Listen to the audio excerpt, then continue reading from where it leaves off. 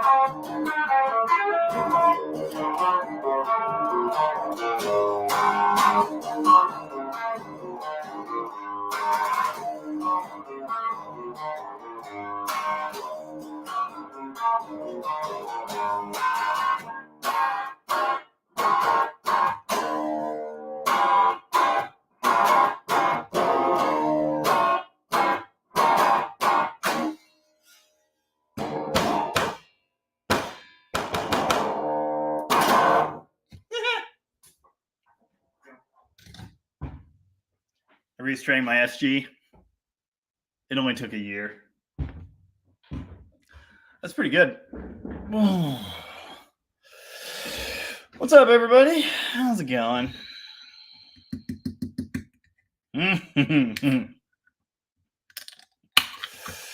Yeah.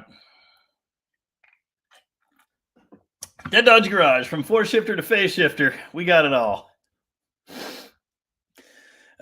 This is Dead Dodge Garage Live. 73 of you out there, welcome. Don't mind my hair. Or do, it's your call. Yeah, it's happening. I was out here earlier writing for some reason. Bell James, full garage, what's happening? Functional history is his third. Poor bastard. Cartex 76, what's happening? This is a problem. It's like asymmetrical. Oh well. You can see way too much of my scalp now. I'm not happy about it. Is your handle metallic 20? Or is it metallic 20? Metallica H2O? I don't know. I spent a lot of time thinking about that after last week's live. I don't know why.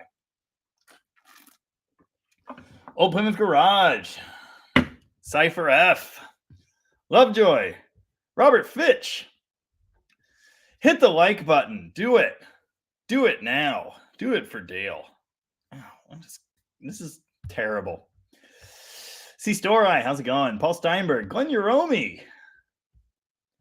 Love the EF hatch in the background. Was there an EF hatch in the background?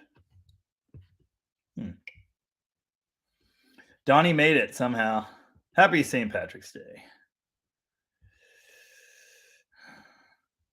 Jonathan and/or Joshua Jesh. Happy St. Patrick's Day. How's it going? Oh, I hope I'm wearing green. Someone's going to have to pinch me. Flaco the Skinny Kid, what is up? Dude, I still haven't gotten into the Devil's Brew. I should probably do that. I'm back to the Imperial Blackberry Pie. The last one way in the back of the fridge. Get in, losers. It's time for the Uncle Ted Show. Dude, seriously, this is embarrassing. Oh, that's way better. I was here the whole time. I was tuning my guitar. David Bizdad, how's it going? Great videos this week. Enjoyed the 441 for sure. Thank you. Yeah. It was doing pretty well this morning, but then I guess there's like a sports ball event or something because people stopped watching it, and it's fine. Yeah, I was surprised at the positive response to the truck video. I was kind of expecting that to not do well. It's a cool truck. It's a cool project, but, you know, I kind of gave up early. Beaker 138, how's it going? My Bad Fish will be out in record time this year. Nice. Yeah, the weather's looking good. We had the demon out yesterday, and it started doing weird stuff. So I guess that's a future video. Might be a blown power valve. It's just like super rich and flooding out for some reason. Old stuff rules. How's it going? Scott Smith, one nice ass day in the Northwest. 100 miles on the bike. Now waiting for a stream and the chicken to get done in the smoker. Nice. Sounds good. We've been hitting the corned beef. So I guess we're going to have corned beef sandwiches for dinner or something like that. Sounds good. Dueling lives. Yeah, we always overlap by an hour. Well, give or take. Sometimes Tony's been clicking off early, and sometimes he goes way late. Live from Dead Dad's Garage headquarters. My Mopar died at the cemetery tonight after visiting my father's grave. Had to flatbed her home. Wow. All right. Pretty decent in Ohio. It actually has cooled off here a little bit. I brought a flannel in case I get cold. What's happening, Adam? How's it going? Yeah. Yeah, we were doing yard work basically all weekend. We got the lawn mowed, picked up tons of garbage. I'm cleaning out the pool. Many things. Hey, Dan. Haven, how's it going? Sistorai says, beautiful 65-degree day in New England. A little cooler than that today, but sunny and very nice. Yesterday was just perfect. It's the guy who does the stuff. Hey, if you have any Mopar questions, feel free to ask them. Wild Corvair, I never had a 67 Impala. My brother does. He used to have two. Oh, Super Satellite Garage's starter gave up the ghost. Nice. Incredible. Mm-hmm. You too, Glenn. Thanks for being here. Rooster, what is up? Ken Blanchett says, Mopar alternator question. Okay, go ahead and ask it. And I'll get to it in a minute here. Mopar or no car? SSG Dad always gets the last word. I think that's supposed to be DDG Dad, but it's okay. G-Bob Luba is here. Still sick as a dog, but I'm here for a while to see what's up. Well, not much. I didn't do car stuff at all this weekend. That's not true. I pulled the 8 1/4 axle out of my crappy Barracuda and sold it. And the donor with the 8 3/4 under it is sitting on the car trailer. So now tomorrow I have to pull that out, then put a 7 1/4 in that car. And then I need to strip, clean, paint the 8 3/4 housing, then put the 488s in it, then put the gear, axle shafts in it, then put brakes back on it, probably rebuild the brakes. Oh, I could have worked on that today, but yeah, yard work. That room looks different. Looks different in the daytime. It does. It does. It looks nicer, I guess. I'd like to paint in here, but first it needs to be insulated. And honestly, to do that, I'm probably just going to totally gut this whole room. Yeah. Strings. Diodario XLs. 4911s. I've been using Diodario for years and years and years. I used to use their new balls, but yeah. For a long time, there were no music stores here you could buy strings at. So I would just use whatever people would bring me. That's changed now. There are like 3 or 4 different places, which is awesome. I need to go to the guitar store. Card 70, thank you for that. Yes, if you're here and you haven't hit the like button, please hit the like button. Do this thing for the stuff. Are you live? Yes. Stage Zero Jason, what's up? Terry Monroe, how's it going? Yes, the MG driving Irishman's here somewhere. Yes, at the beginning of the Power Wagon video, I had hair. 10. I said in the description 8 months. 10 months. It's been 10 months since I bought that. 10 months and 2 haircuts. Mm-hmm. Yes. Hang on.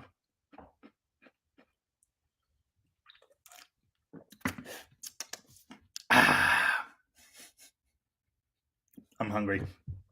So I brought snacks. Yeah. Previously had 1-wire alternator that died, but 2-wire can still use the old style voltage regulator. Yes, you can. Now, the one you brought home, did it come from the parts store? Did they sell it to you in place of the original 1-wire style? If they did, they may have already grounded the second field connection through the screw. And you'll notice usually they don't actually have the spade on there. It's just like cut short. So it looks like the 2-wire one, but it's actually grounded through that second field. If it isn't, if it actually does have the insulating washer in there and it's set up for the 2, on the second one, you just add a ground wire. Easy. Richard Stanberry, what is a good way to mate a motorcycle engine with a car transmission? Engineering learning question. It's going to require a lot of work, a lot of science, and I'm not the guy for that. But very careful, precise measuring and machining. Yeah. I mean, an adapter plate is what you need, but it has to be precise. It has to perfectly center the crank with the input of the transmission. You need to have, I'm assuming it's probably manual transmission, so you need to have something to carry the input shaft. Then you need to have a flywheel and a clutch. Yeah, I don't know. I mean, there's a lot to that. Woohoo! We get wicked smart on this channel. Meanwhile, I'm literally drooling. Now, I know what an EF, EG, EK hatch is, but where did you see one? Give the like a little tickle to show you care. Oh, across the street. Yeah, there's a piece of crap. It's got to be an EF. Yeah, it's like pushed into the bushes. And then the other kid that's over there sometimes has one as well. I think it's also an EF. Nice. Haha's man is here and says, I have a professionally built 440 and have 100 PSI oil pressure. Is that something to be concerned about? Yes, it is. That's kind of too much. Yeah, I don't know about all that. Metallica H2O. Okay, good. So I've been saying it right. Gamer tags from way back in the day. Nice. Good evening, McLovin Garage. What's happening? Headed home with Llama Barn after a little K-frame surgery. Oh, yeah. You sent me pictures of that. That's great. I kind of did a pretty serious hack job on that K-frame many years ago. I've shown that on video. Howdy, James Brody. Happy St. Patrick's Day. Don't worry about the hair. It goes with the swept side.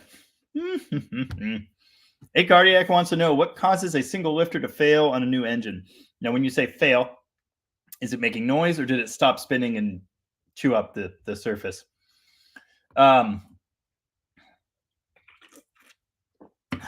So many things. But yeah, if it's stuck and chewed up the surface, bad machining. That's what we've been seeing again and again and again. Yeah, swept side hair like a 61 Imperial. Everybody left the internet to start day drinking. Well, 130 people here with me. Thank you for joining. Appreciate that. My computer just did a thing. That was weird.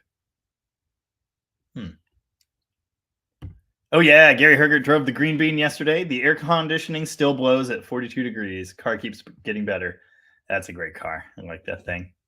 Mopar 73 Duster is here. Hey, Jamie. What's up from Memphis, Tennessee?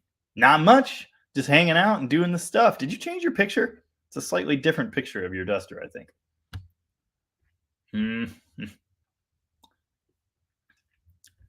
Oh. Tony found the vibration. Yeah, you sure did. Nice. D150. I'm in Montana. I'm wanting to make a 451. Do you have a Mopar machinist out by you that knows what they're doing? Our machine shop that we use is not a Mopar specialist. They know Mopar engines. They know everything. They're really, really good. So they do all of our stuff. I can't say that, they're the closest people to you that will be able to do it. So shipping them an engine seems kind of silly. Do not adjust your screens. But yeah, Johnson Machine is who we use. They're in Tumwater, Washington. But again, it's not like they're a Mopar specialist. They're just a really good machine shop. Hemi in the truck. Yeah, a lot of people have said that. I was talking to Randy at Johnson Machine the other day about my Hemi predicament. He said I need to see if I can find wrist pin bushings for the Dodge Hemi, and they can install them in those rods. but they can't like make them. So I got to figure that out or buy rods. Other than that, the crank's fine. Got to get bearings. Have the first block bored to accept the 40 over pistons from the second block. Buy rings. File fit them probably. Yeah. It'll happen. Oh, neat. Donnie had a loose upper control arm too. 2 outer bolts fix and fall off on the passenger side. Wow. Okay. Brad, glad you found that. Damn right. Mopar snack bar. Mm-hmm. Howdy, Stacy. Salutations. What is up? Oh, nice. James Brody, want to thank you for your content. Well, you are welcome. I'm happy to make it. I've done a lot of watching while I've been laid up for 2 months. Clear to return to work tomorrow. Well, I appreciate your patronage and good luck. Man. Embarrassing. Howdy, Mark. It is Mopar weather today. Yeah, I had the demon out yesterday. Remind me to register the charger. Oh, it's so much money. Terry Monroe. I was told several years ago when I had a 70 Duster with a 340 built in it that the crank and 6-pack motors were forged too. All of those big block cranks are forged, not just the 6-pack. All of them. Big block Mopars had forged cranks until about 72, 73, somewhere in there. They started phasing in the cast cranks. Small blocks came earlier, unless it was the 340. 340 was still forged until 72 model year. And I can't remember the exact changeover date, but it's somewhere in there. So mid 72 run, I believe. Maybe it's early 72, like March or April. Anyway, not important. But yes, they were forged, but so were the base 440s and 383s in that time. So yeah. It is odd being sunny on Sunday this late. Indeed. That's why I named the live stream the Somehow Sunny Sunday Streamfest. All that, and of course, alliteration. Howdy, Rich Jordan. Late start, but hey-o. Been collecting lots of 4.6 RH version differences info online this weekend. A little bit scary how many changes occurred. Yeah, there's some interesting stuff there. Like the fact that the first ones didn't have a lockup converter. Why? Don't know.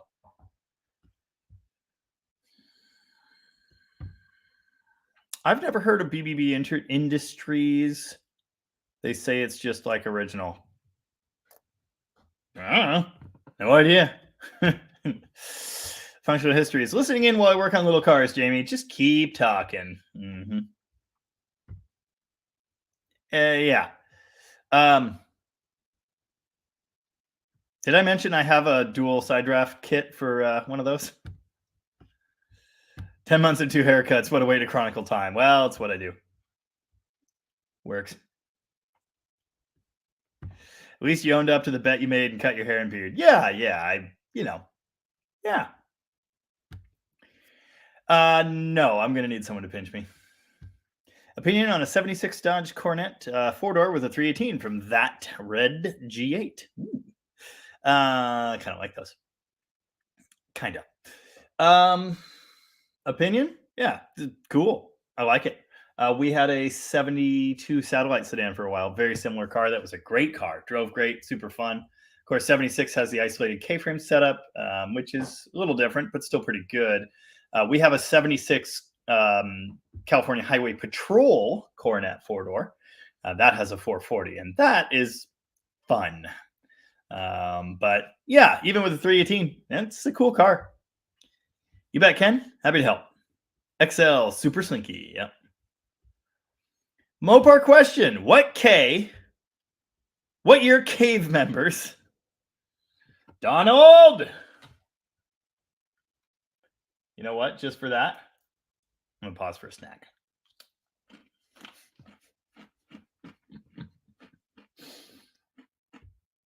Oh, in the loading. Yeah. The picture of all my cars I took, his hatch is in the background. Okay, yeah. That's funny. I didn't realize that. I knew I didn't get it in the Barracuda picture I used for the community post today, so that makes sense. Yeah, it's just like broken and shoved in the yard now. Donnie. What year cave members can I use for my 73 Catalyte? It's all officially off the rails. Actual photo of me. 73 to, yeah, yeah, yeah. I'm not going to say that though. 73, they started using the isolated K, so that's all B bodies. 73 to 79, I think. I'm pretty sure they're the same. The one on my 79 300 looks the same. Whether it's exactly the same or not, I can't tell you, but I think it is. What's happening, AMC guy? Right on time as usual. Dang it! I found. Oh, idle stop solenoid is bad. One on the way. Okay, yeah, nice. Yeah, I found a different 1948, and I was going to take a picture and send it to you, and then I forgot. Nice. It'll shock you to learn this, but I've actually owned, I think, 4 Hondas, 3 or 4. Ooh, 4 or 5. Yeah. Anyway, nice. Robert Fitch, replacing all the brake lines on the 65 Valiant. Do I need to put springs around all the lines that the factory did? I think it's fine. I love accomplishing nothing. I kind of like it myself. Sunday burnouts for the win. Nice. Ron Frey, my 69 Charger with 383 auto dies after running 3 minutes, hot or cold, like someone turned the key off, then starts right back up. Why is it doing this? Something is heating up, probably a bad connection in either your ignition switch disconnect or ignition switch itself, firewall connector, ballast resistor is possible if you still have one. Distributor pickup, if, yeah, no, I don't know that would do that. Yeah. But when it happens, be like sitting there with a multimeter on your coil. See what it does. I could be wrong. It could be something else, but I bet that's what it is. Question/clarification from the 73 Charger video. I can replace the rear bumper brackets on my 74 with 71 to 2 brackets, and the bumper will fit flush to the quarters. Yes, that is what it will do. It's not flush. There's still a gap, but it's much closer to actually being in line at the back of the car. Now, you're 74 Plymouth, right? I assume it's the same on those, but I don't actually know. They revised the Charger body. They didn't revise the way the bumper is mounted, but they used those extended brackets and then that plastic filler. So, yeah. That is what we did. You saw what the back bumper looked like. It looked great. Excuse me. And we're doing the same with the front. In fact, we actually found a hideaway headlight setup, which is great because that's what he's wanted the whole time. So, yeah, it's going to be cool. Hi, Jethro. How's it going? Never fear, the Dougster is here. He was a bit ago. Mount the motorcycle engine on the side of the car transmission and run a chain drive between the two. Not much different than the old Toronado front drive transmission. It's that kind of thinking. And still, if it's a manual transmission, actually, either way, you need some kind of brace for the input shaft or the hub on the torque converter. Because if you don't, it'll be doing this, pulling it sideways. So you need some kind of on there. What are your opinions on 70 to 71 CUDAs versus 72 to 74 CUDAs? I actually like the grill divider better on the later ones and the taillights as well. Am I nuts or just crazy? From a Jesh brother. You're not alone. A lot of people like the round tail CUDAs. I think they're cool. They're still very valuable, unlike the frowny face Challengers. They're neat. I think I like 71 myself. The 4 headlight, that grill is awesome. But yeah, the late ones are really good too. So I could totally see it. It's not as simple as just popping an older K-frame in it. A lot of stuff is different. And I thought about this, kind of looked into it, but it's very, very different. I'm not crazy. He changed his picture. Nice. Seth Stewart. Sunday Live again? Seems like every week. Every week for a year and a half, except for 3 I've missed, or 4. I don't know.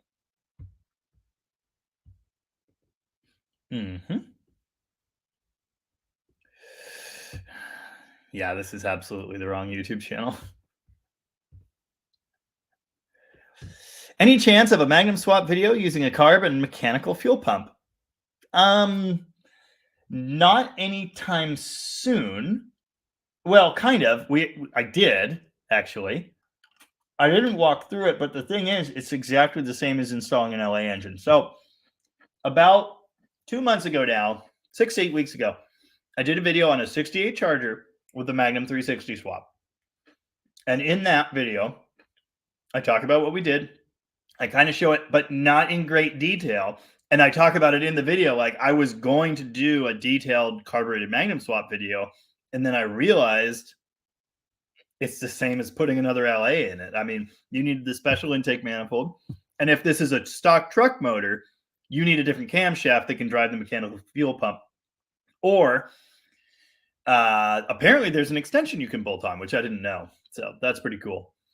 I believe Mancini has that. Someone does. Don't forget about lifter orientation. Stop it. Stop it. Make sure you put the lifters back in the right way. Anyway, I'm probably not going to do a carbed Magnum video anytime soon. If the opportunity arises, I will. And it would, and I realize now, actually, it would make sense for the camshaft specifics because that is important. You can't just put all the LA stuff on a factory production truck motor, fuel injected truck motor, because there's nothing in there to drive the pump. Other than that, it's all exactly the same as an LA. You just need the special Magnum intake and yeah. So anyway, it could happen. We've got an EFI Magnum swap video coming up soon. But no carb ones in the near future. Griffin Lloyd. Saw this 426 for sale, 3250. Comes with a block and heads, nothing else. Block is butchered. Repaired windows, cylinders bored all the way out, cracked mains, and extra head and bolt holes. Drilled. Neat. Still Hemi. Do I buy the block? Sorry, ran out of room. I don't know. Ask Tony. I mean, I don't know. I mean, no matter what, it's metal and it's fixable. I mean, put 8 sleeves in it. Yeah, I mean, so many of them have been windowed and repaired that is not at all uncommon. It really depends on what you're trying to do. You know, it's still a Hemi. So, yeah, I don't know. I'd love to have one. I'd probably buy it, but that doesn't mean you should. Nice. Stage 0 Jason went 2 steps leaner on my Street Demon carburetor, and my Little Red loves it. 10 out of 10. Would recommend. That is good to know because my experience with the Street Demon is that it's super rich and dumb. And also that weird problem I had on the on Gary's Ram Charger with the choke flopping backwards. Like, I don't think they're very good carbs. But if leaning the crap out of them makes them okay, that's great information to have. Whiplash cam kit from Hughes. Hope to get this installed in the 400 in my truck in the next few weeks. Nice. Yeah, I remember we were talking about that. Mostly Mopar. I haven't been reading people's names today. I don't know why. I apologize. Foxtrot. Hello. How's it going? Sounds like $50 to scrap. It's like $500 to scrap on the block. Yeah, 2 steps down on the metering rods. Yep. Makes sense. Makes sense. Does happen to have a 340 intake and a 625 Street Demon carb on it. Oh, on that Coronet sedan. Nice. Yeah, our satellite had Magnum exhaust manifolds. Well, Donnie's drunk. Magnum exhaust manifolds, Performer intake, Edelbrock 4-barrel, and it was just a sweet little engine. Really liked it. Todd Denio is here and says hello from Minnesota. How's it going, Todd? Jamie, did you get a chance to check out Leo Kottke playing Vaseline Machine Gun yet? Good luck playing it. No, and I'm not good at stuff. All 73 B bodies have isolator K-frames. I mean, unless the sedans didn't get it until 74, the 2-door one certainly does. Donnie's car certainly does. For one thing, I'm trying to help. Proud of you. Here, I can prove it with science. Hang on. Hold on. God, Donnie and I talk way too much. Hold on.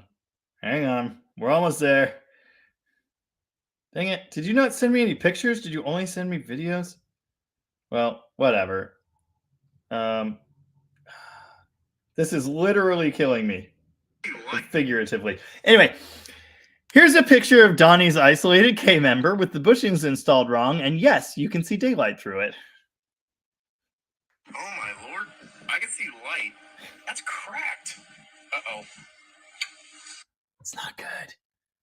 Yes, they have the isolator on. I'm not that good a guitarist. Dave Demos here and says, dude, found you by accident. Love the channel. Awesome. That's what we call a happy accident. Thanks for being here, and I appreciate the compliment. Ooh. Sorry if anyone just got motion sickness.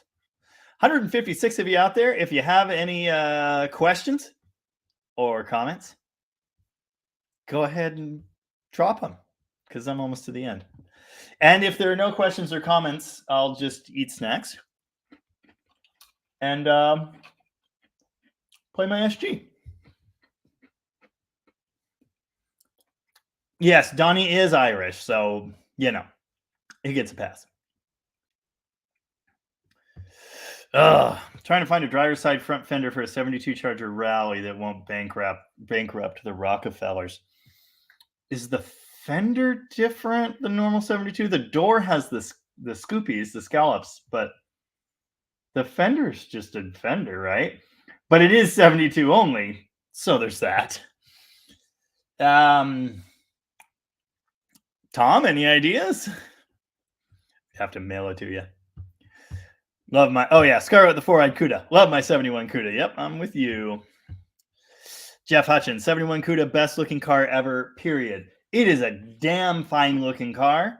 You will not hear any disagreement from me. I really like it. And Donnie, you're in trouble. I like it a lot, but you know, my vote, and I've made that well known. So yeah, but yeah, 71 Cuda is beautiful. It's a great car. Great car. Howdy, Cave Dave. What is up? Robert Dentler, I have F1 intake. Nice. Bah. I'm sure there's a way, but 70. Okay. So the bumper bracket, hold on. Wait a second. Hold on a second. Glenn, yours is 74. Okay. I'm not sure on 74B. 73B, they do not have shock mounts. They have just regular mount brackets. I think 74 is the same. 75, they redesigned everything. I don't know what's going on in my messages right now.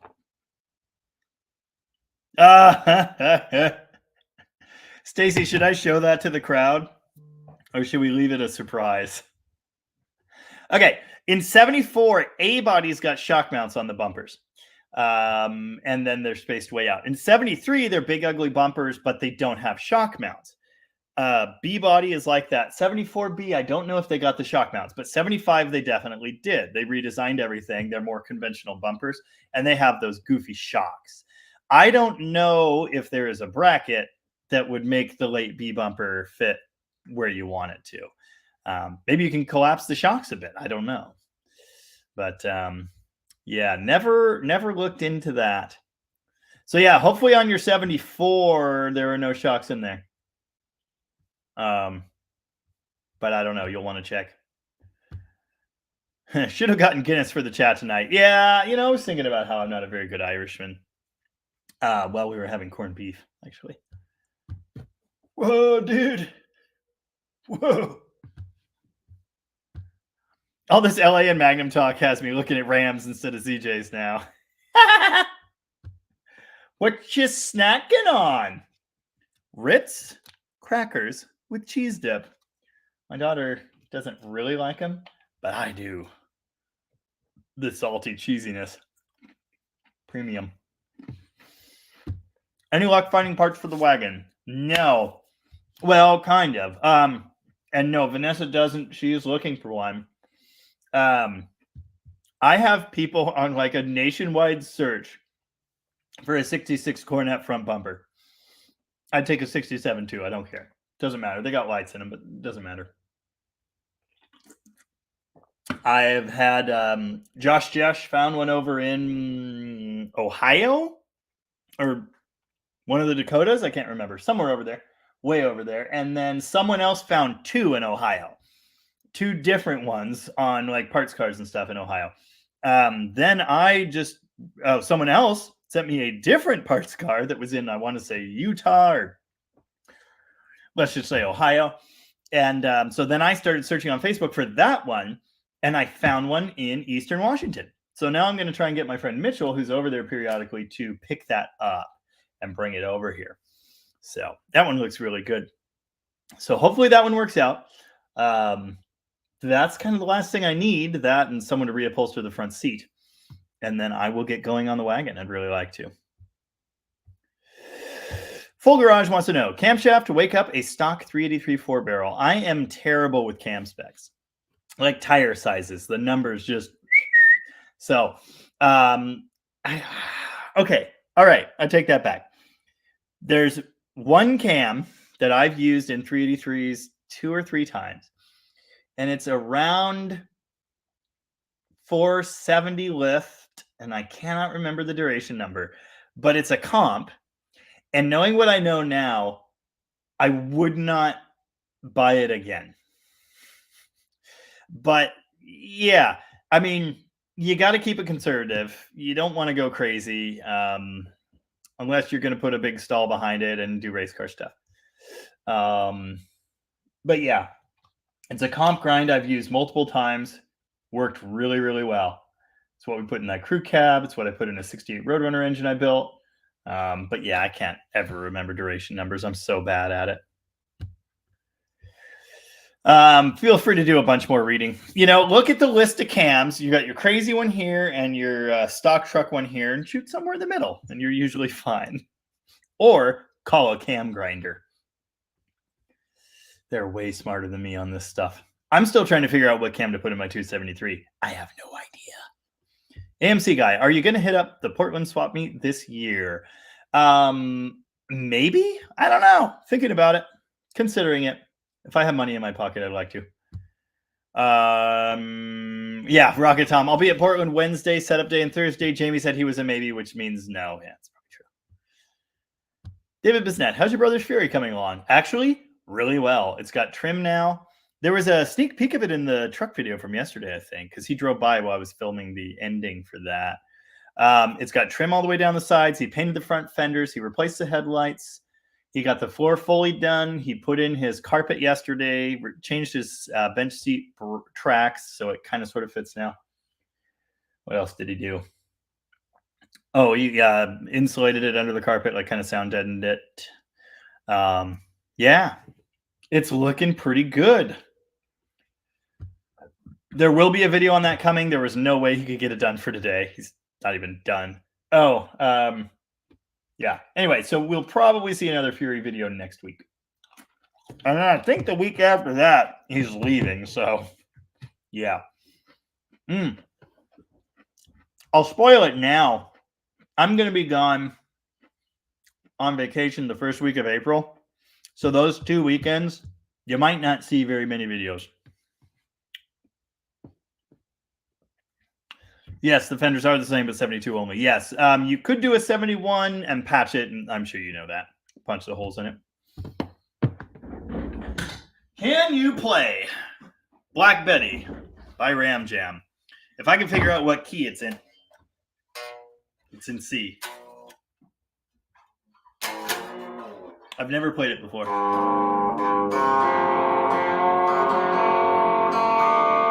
And my guitar's got new strings in it.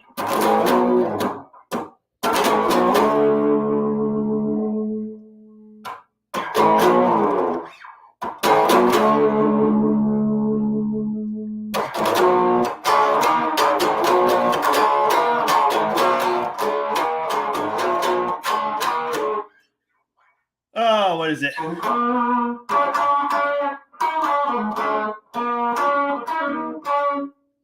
I can't remember how it goes.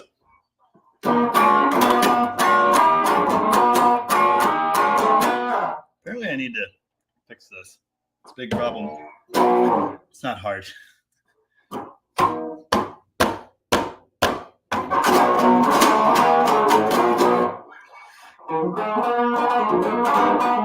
Wait, that's Black Sabbath. All right, I can't play the lead, but that's pretty much the whole song. No, I can't play the Top Gun anthem.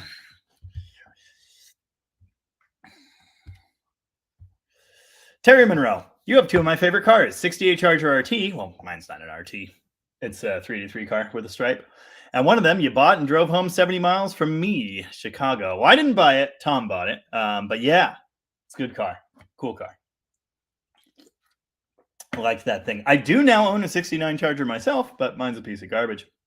Speaking of which, Glenn Uromi, did you know that you and your recently purchased 69 Charger were featured in an article on the MSN homepage this week? I did know that. Okay, Stacy says show. I got it. Hang on. Yeah. So, if you read that article, you might have noticed something weird about it. That article was actually from Hot Cars. Hot Cars is a lot like the other one, Auto Evolution, that has featured my videos several times. Now, the ones on Auto Evolution at least kind of sort of sound like they're written by a human. The Hot Cars articles, they are written by AI, and they make no sense. Basically, they made an AI watch my video and then write a synopsis of it. And it's like 40 pages long. And it's really, really weird. Huh. Well, that's cool. Sorry. Anyway. Yeah. So yeah, MSN picked it up. It was actually on Hot Cars. I don't know if they submit articles to MSN or if MSN is scraping those pages that are scraping the web for content to sell advertisements. Don't know. The whole thing is just, yeah, it's all BS. Yes. My sister went and found it on Hot Cars. Yeah. Incredible. Wow. Huh. They actually made a graphic for it. That's interesting. That wasn't on the MSN article. Nightmare Dodge Charger Resto. Yeah, that one's different. There are a bunch of things that are wrong. There are all these bullet lists. Like it's very, very strange. Yeah. And that is because it was written by AI. But yeah, it's kind of cool. It does nothing for me, but you know what? It's nice to be noticed. All right. So Stacy, Mrs. Stacy, I believe, is making these or printing these or having them printed. I don't remember, but there you go. Yeah. Coming to a rusty pile of crap near you. Uh-huh. Daryl from Detroit. How's it going, Daryl? You are the new Mr. Charger. Keep the videos coming. Well, I'll see what I can do. No, I didn't need a link. I'm familiar. I kind of know what's up. Sometimes you will see articles pop up about my videos from a site called Auto Evolution. They at least, like I said, kind of sort of seem to write their articles, but all of those sites, all they're doing is grabbing crap off the internet and writing about it next to ads to sell ads. That's all it is. And it's just like, get your own ideas, but I get a few views out of it. So that's cool. I think I got about 1,000 or 1,100 views out of it being shared on MSN. So, that's cool. That video got about 30,000 anyway. Yeah.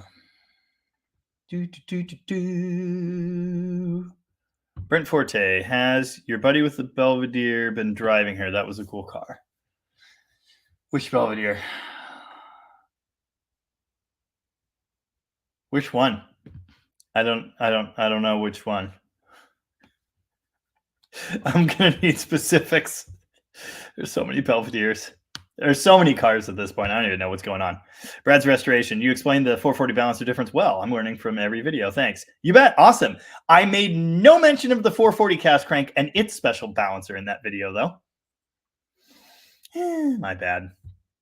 That is not my fault. Hot Daddy, which is just a great handle. Hey, friend, watch you every chance I get. Love all those Mopars. Thank you very much. I appreciate that. Admiral Wolf, looking to do some performance upgrades to my 71 Roadrunner with a 383, not original motor. Should I stroke it out or swap it with the 440? Also, love the channel. Thank you. Appreciate that. I'm the wrong person to ask because I like a 383 like normal.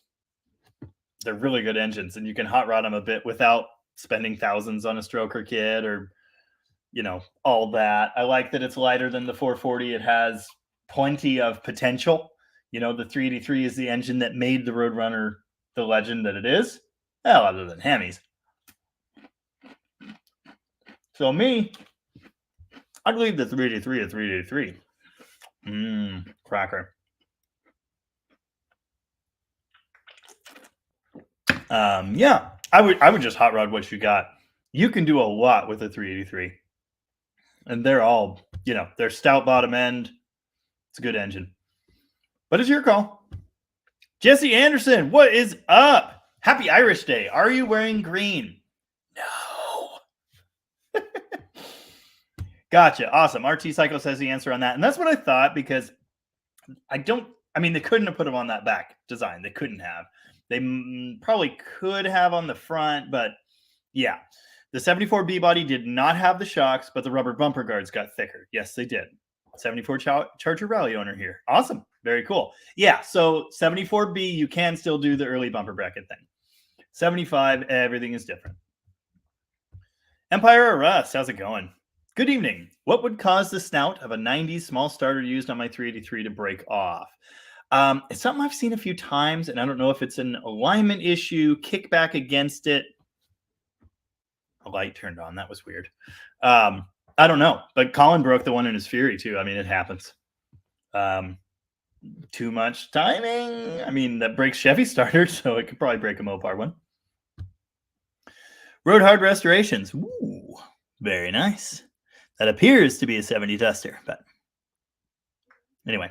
Greetings. I used to play a Gibson SG Gothic, all blacked out. It was kind of annoying that it was headstock heavy and wouldn't stay put if I let go of it for a second. I used to play a vintage 335, and this one time the headstock fell all the way to the floor. I haven't really noticed this one being that bad. My T-Bird is, but yeah, no, this one falls the correct direction. I had a black one for a while. This one is it's an SG special studio, SG studio. So it's dot neck, no binding on the neck fretboard. And it's this cool stain. I really like it. It's got the gold hardware. When I got this, all of that gold was brand new. That was in 2010. It was perfect. So all the rash on it, that is from me. Well, and a couple of my friends had it for a couple of years there, but mostly me. So really, really like that one. Yeah. Purple stick. Yeah, purple shaft. But yes, Mopar purple shaft. But there's more than one. So you need to pick one of them. Yes, I need to be pinched. Good evening, Chris. How's it going? 183 of you out there. If you have any questions, feel free to drop them. Oh, it looks like a bunch of you did. All right. Well, it's going to be a bit till I catch up. Paul Steinberg, personally like the 70 Cuda's best. First two I saw, one was a Hemi, right beside it, a 446. That left a lasting impression. Yeah, well, and that's what this is to me, because it's the one I saw that just put the hook in. Nice. Minnesota Tomcat, currently working on acquiring a 50 Power Wagon. That's still a... Is 50's a... Is that still a first series, or is that a second series with this bed? I can't remember what year that was. But yeah, cool. All original running and driving. Very decent shape. I'm jacked up. Nice. I'm going to look it up just for my own edumacation. Yeah, it is still first series. So maybe it's 52 that they went to the second series? 51. Yeah, 51. Nice. Yeah, very cool. So that's just like my 48. I kind of hinted at this in the Power Wagon video from yesterday. But I think I am selling my 48. I took a down payment on it. So if the young gentleman shows up next Monday, it's out of here. And then I could do more Charger stuff. So it's sad, but it is what it is. I'm going to miss it, but at least I have the logo to remember it by. Hey, don't forget to leave a thumbs up. Thanks for that, hot daddy. Slayer. I've literally never listened to or played Slayer. No idea. I do not need an article link. I saw it already. I told you guys. Kelly Smith, better late than never. Made it. Lots of sunshine. Yeah, we were working on the yard all day, all weekend, really. I gave 2 thumbs up because I watch on TV with one account and comment on another. Nailed it. Oh, cool. Chris picked a gem today, found an 83 D50 with a 93K on it. Interesting. Oh, wow. Seth Stewart picked up a gold duster to put my 273 in, but the slant runs too well. Leave it alone.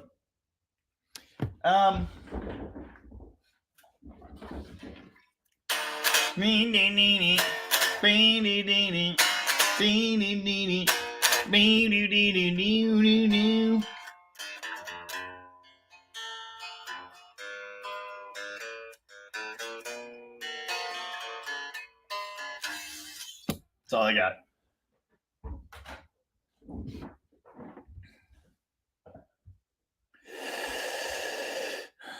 It's kind of hard to dent 1/4-inch steel plate. Retro Rabbit says 68 Charger and an SG. I knew I liked you for a reason. Aw, thanks. Did Dead Dodge Brother keep his Charger? Well, yeah. So the thing is, he hasn't paid for it yet. Yeah, someone sent me the link. I don't remember who sent me the link, but that's fine. Anyway. So he is still doing metalwork on a Roadrunner. It's been taking forever. I think we're at like 2 years right now. Anyway, he needs to finish the metal on that Roadrunner, and then we'll do the mechanicals on it. But once he's done with that, he's going to do the metal on the Charger RT from the ranch. And that is his payment for the crappy 69 Charger. He kind of put the cart before the horse and dumped $2,000 on all the rear end sheet metal for his Charger, and he doesn't even have it yet. It's his, it's in the bag, but he needs to work on the other car first. So nothing has happened with that yet. It's still out there. We'll get to it eventually. Hopefully he can get quarter panels on that Roadrunner sometime in the near future. And then we're going to do, we'll do the drivetrain. So yeah, that'll be here on the channel. You will see it. I just rebuilt the pick flower from last week. I thought you'd want to know. Eric Rude just watched a 56 movie on YouTube called Hot Cars about an LA car theft ring. I've heard of that one, but I haven't seen it. Very cool. Thanks, Ray. Yeah, I really like that guitar. It's been with me for a long time. Kelly Smith says, we got to get you on In the Aisles with Derek. I would love to do that. I even worked for O'Reilly for a long time, so I should have an in there. Yeah. Oh, yeah, I totally forgot. Dang it. I was going to say this, but then things happened. So, my Charger was listed for sale in Illinois for $2,000 with my picture. 68 Dodge Charger, $2,000. Oh, it's sold. Dang it. Runs. Needs new brake lines. Okay.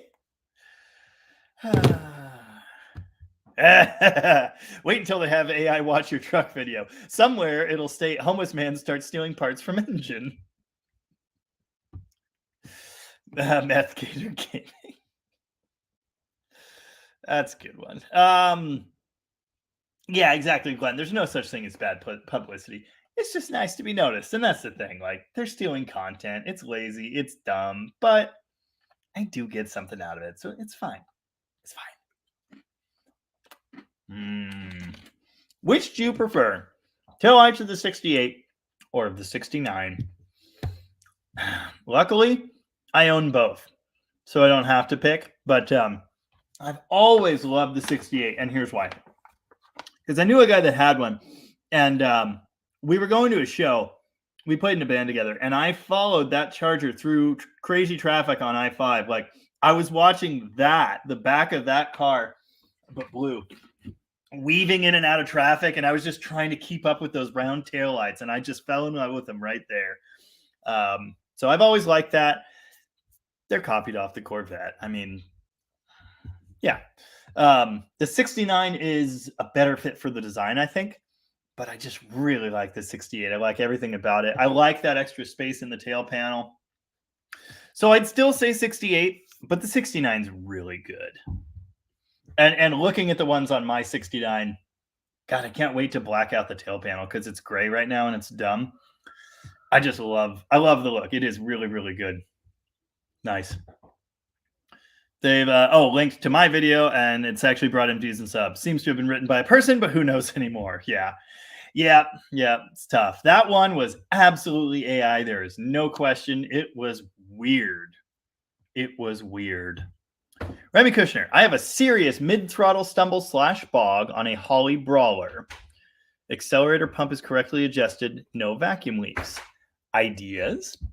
Well, first off, the last serious mid-throttle stumble bog we talked about on this channel was actually fixed by a timing adjustment. Hi. So I would make sure it's not that. What size nozzle is in it? Because discharge nozzle. It should have something bigger than a 28, but if it has a 28, change that. Upgrade to like a 32. Bye. Good to see you.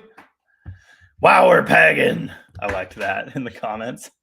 Joel Shooter made it almost on time. Yeah. How's it going, Joel? Yeah, low deck big blocks fit better. Yeah, you can actually kind of sort of change the spark plugs. It's nice. It's a little bit lighter. It's not a ton, but yeah. Yeah, every time I snapped off the starter snout, it was because I mixed up plug wires. That's a good one.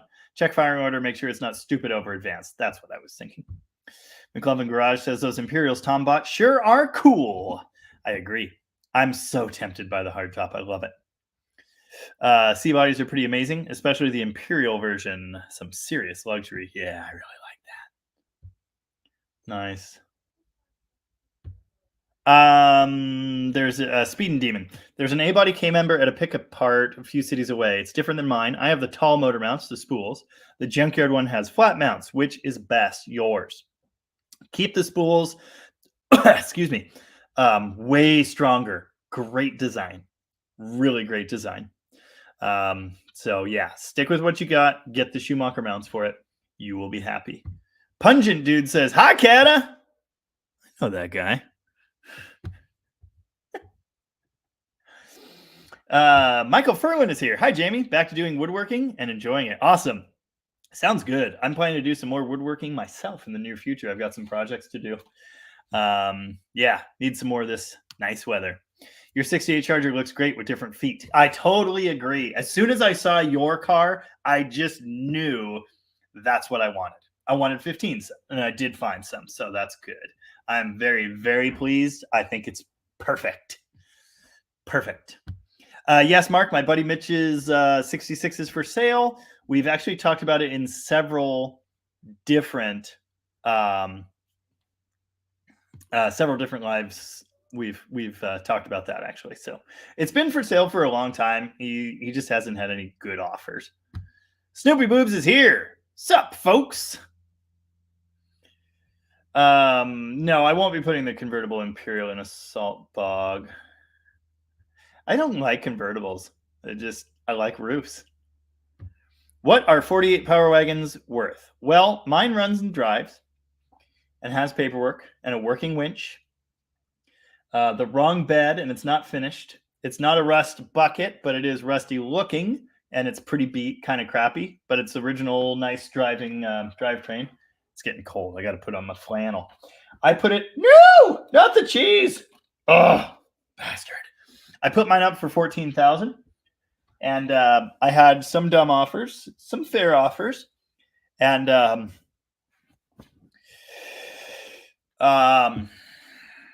the young gentleman did not make an offer. He said, "I want to buy this, and if it's still here 2 Mondays from now, I'll be there." And I said, "Send me a deposit, and it will be." And he said, "Okay." So I don't know if he's going to offer me less money. He hasn't done it yet. The time to do that would have been before sending a down payment. So yeah, I mean, it just depends. I mean, there are a lot of variables there. Has the 64 Plymouth Fury start becoming a race car yet. No, it's not going to be a race car. It's a street car.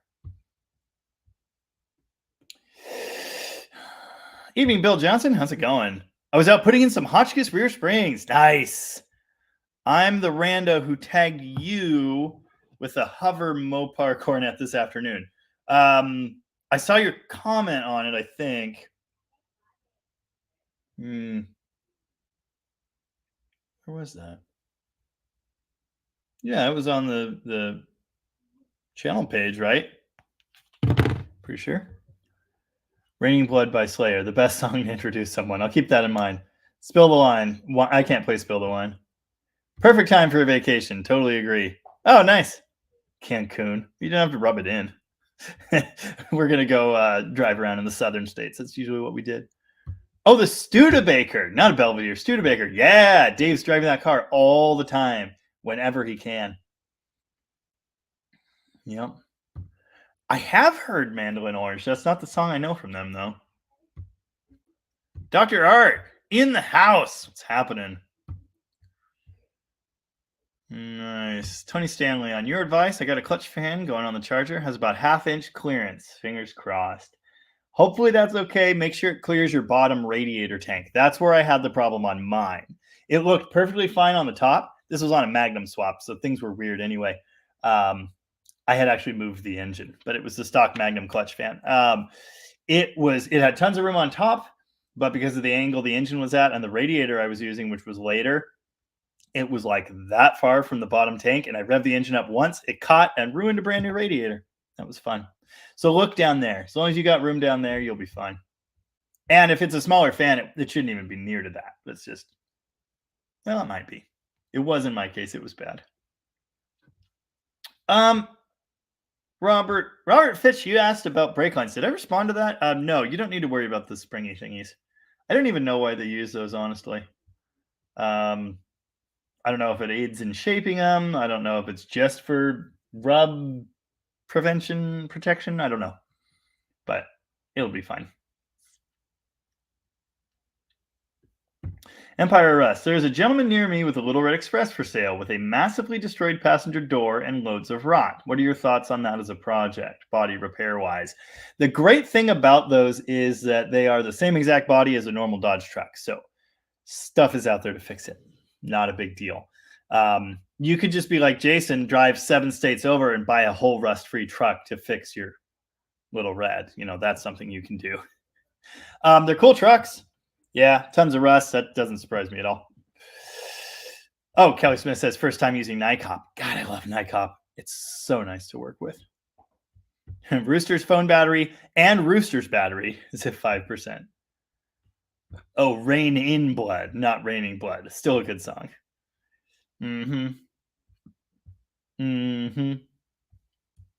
Lots of header clearance in the dumpster. You're damn right.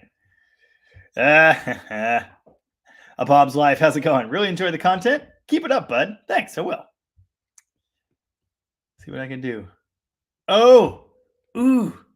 There was a pair of Hotchkiss leaf springs in our living room for like a month. Dylan's Dart Sport, all the parts got shipped here, and I was just piling them in the living room.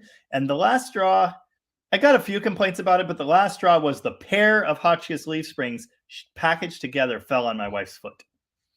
I got all the parts out of the living room really fast after that.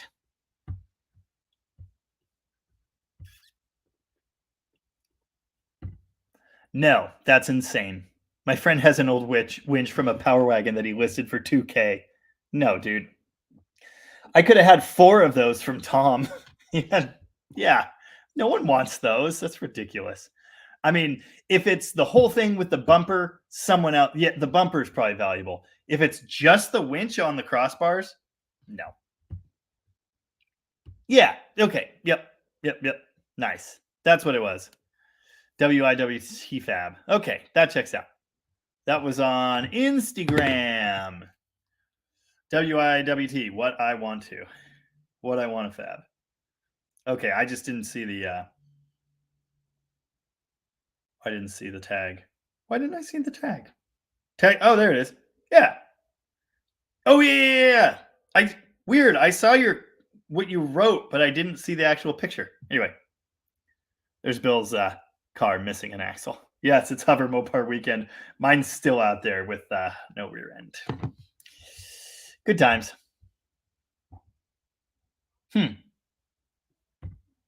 Imperial versus biplane chase / demo derby at the end.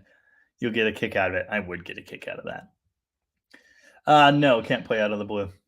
You know, I asked my friend Neil to race me in his plane once, but he said with my Cobra, but he said I'd definitely win. Any future concert plans, like to see or to play? Because I don't know. Hello, No Bray. What is up? Oh, Donnie says he'll race me in that biplane. All right. Okay. Dave Harvey, the Studebaker owner. There he is. Heard someone ask about it. Yep, that thing's getting driven every day. It's nice out, kicking butt and turning heads. I think I said that. I don't know. I've never played Mr. Fantasy before. I might be able to figure it out. Don't know. Tom says they're around 400 to 500. Okay, not $2,000. Chris Greenhill's Garage is back and says, howdy from Texas. DDG is keeping me entertained at work on this night shift.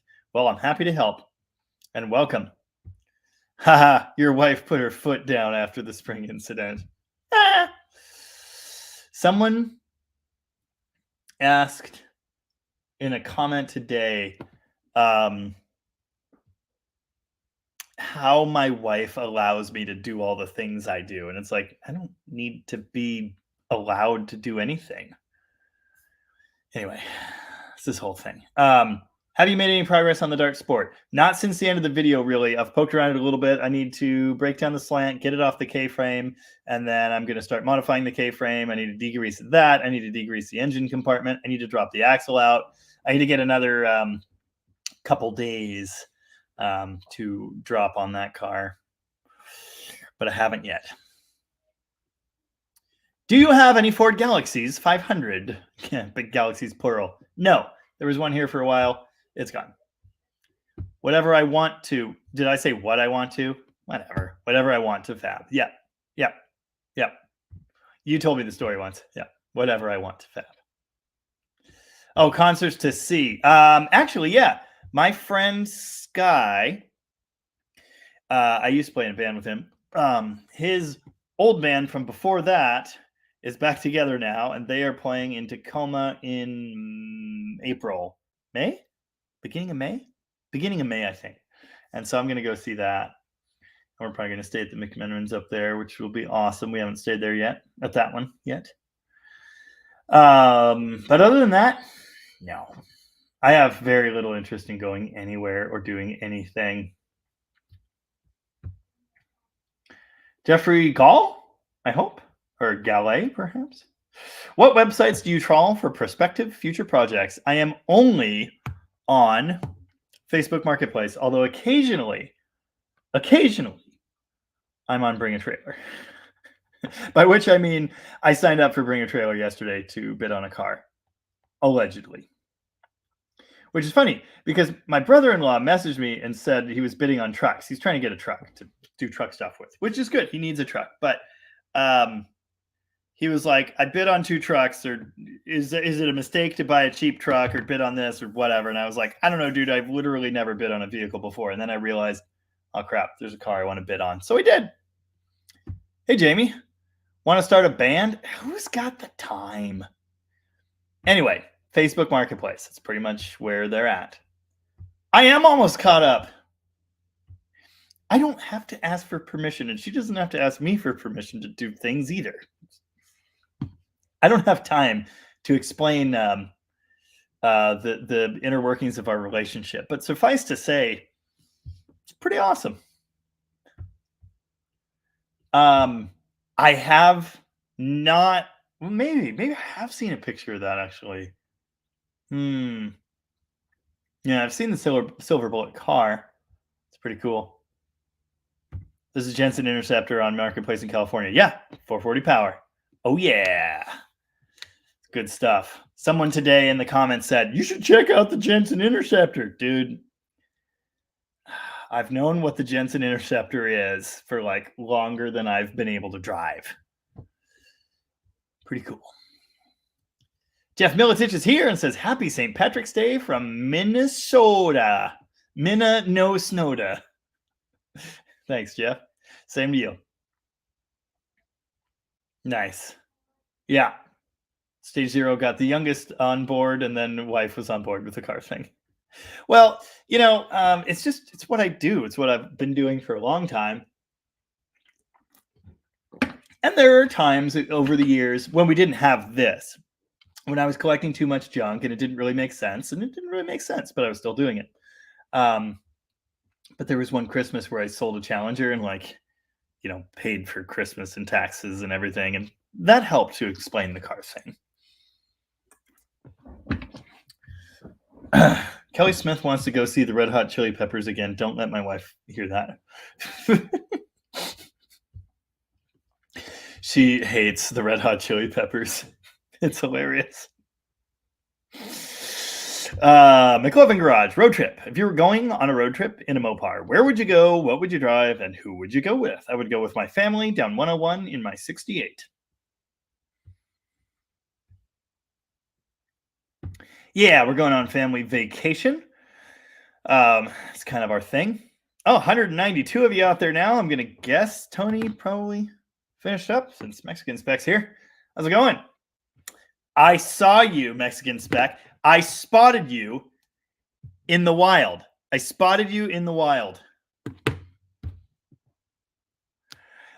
mentioned cruising the southern states. Yes, we're going to load up our truck camper on the back of my poor third-gen Cummins, which is still super gutless. I need to fix that. And then we're going to head down. No, we're not going to Kansas.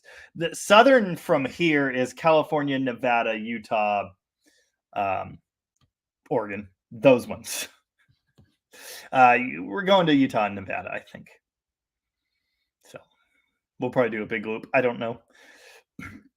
Shimona said something about going through Death Valley. I don't know if I want to do that with the camper. That poor truck. But I do really like Death Valley. Oh, apparently there's a lake there right now, which is pretty cool. But no, I will not be as far over as Kansas.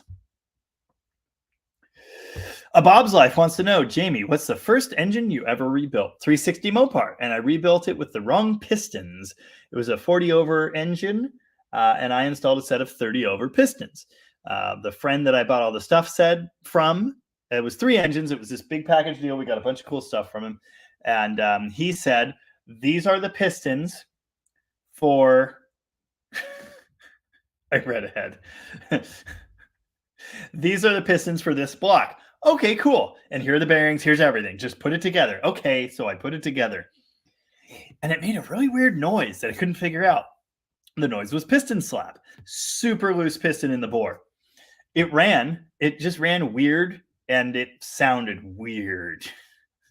So that was a good lesson. Don't take anyone's word for it. Check. So I rebuilt it again with used 40 over pistons. This was the first garbage can CUDA motor. It was that motor engine, but I used the CUDA engine, which had a bent crank. I used the 40 over pistons and rods from that engine. I put them in my engine with my crank, didn't balance it, just threw it together. I put the Edelbrock aluminum heads from that engine on mine, and a performer intake, a 650 vacuum secondary carb, and I slapped it in the garbage can with like a pretty mild cam, and it was awesome. It was great. That engine was the stuff of legends. It was so good. That was the second time I built it, but still the first engine. And yeah, I've done a bunch of small block Mopars, big block Mopars. I think I'm at about 30 to 35 engines now. And I did a Chevy once, twice, something like that. I forgot to turn the light on. Hold on. Oh. In case you were wondering, I'm actually wearing shorts, which is weird. I never wear shorts. Bill James, are we going to see the Road Toad Tom mentioned in his Imperial video? Yes, he hasn't picked it up yet. He will be picking that up at some convenient moment. If you're just tuning in from Tony's Live, welcome aboard. Thanks for joining us. Really appreciate that. I see a bunch of people. So thank you. I appreciate it.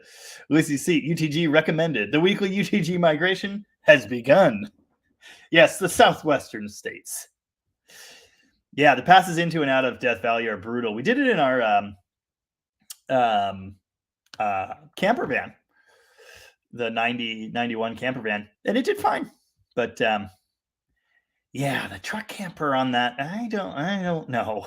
I'm not necessarily sold on that.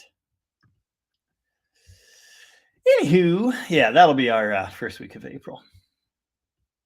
So again, the videos will be a little thin on the vine in that time. Uncle Tony sent us to tell you that you are not a wormy douche. Thank you. Appreciate that. Oh yeah, Steve Maggs does all kinds of cool model builds. Yep. He did a scale model of the Silver Bullet with the exhaust. That's awesome. That may be where I've seen it. Barracuda is here as well and says, Tony says you're not something very unpleasant.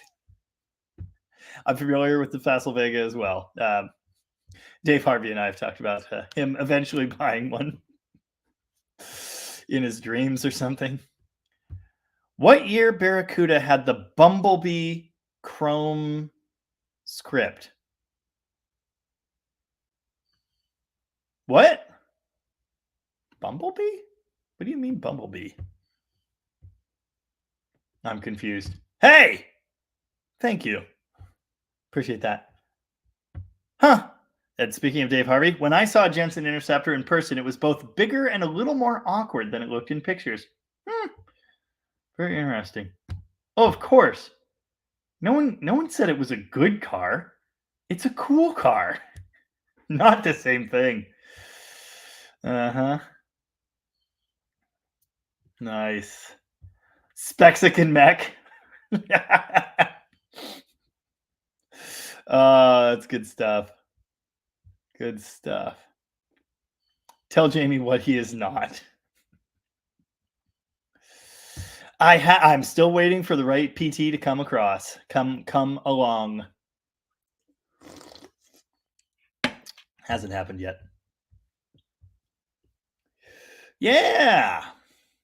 Hey, if you're just joining us, please hit the like button because it does stuff for the thing with the deal. No Snickers for you. How dare you take away my Snickers? That's messed up.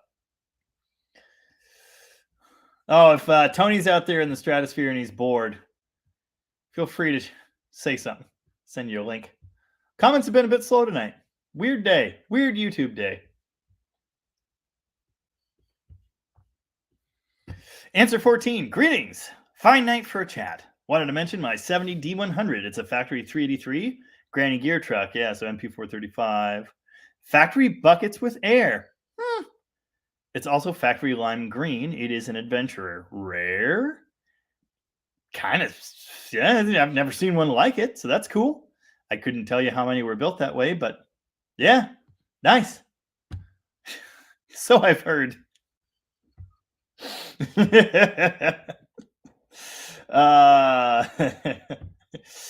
I'll get that put on a shirt or sticker or something. Not a wormy douchebag, Uncle Tony. I like it. Rocket Tom almost crashed that step van coming out of Death Valley. When we came out of Death Valley last time in that van, I've been through it twice. We drove through once and then we camped once. I think. Or did we just go through it the once? Oh, we've been around it at least twice. Anyway, if there's a Barracuda that had a chrome script that said Bumblebee, I am not at all aware or familiar with it. Never heard of that. Or no idea.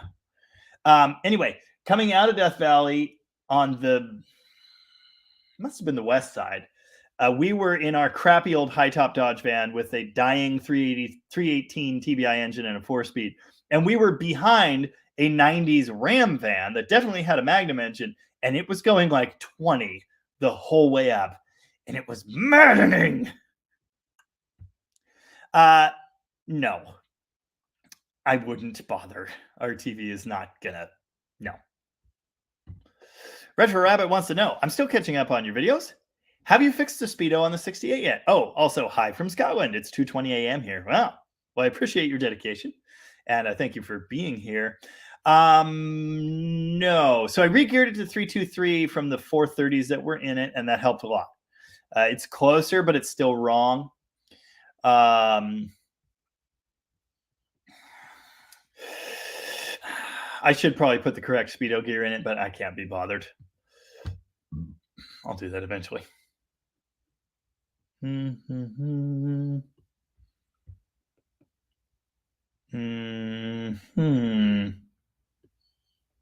Wow. I know nothing about a Luganda, but that's very interesting. Yeah. The uncles are coming. The uncles are coming. Andrew Button, do you find the 340 to be much more interesting than the 360? No, I don't.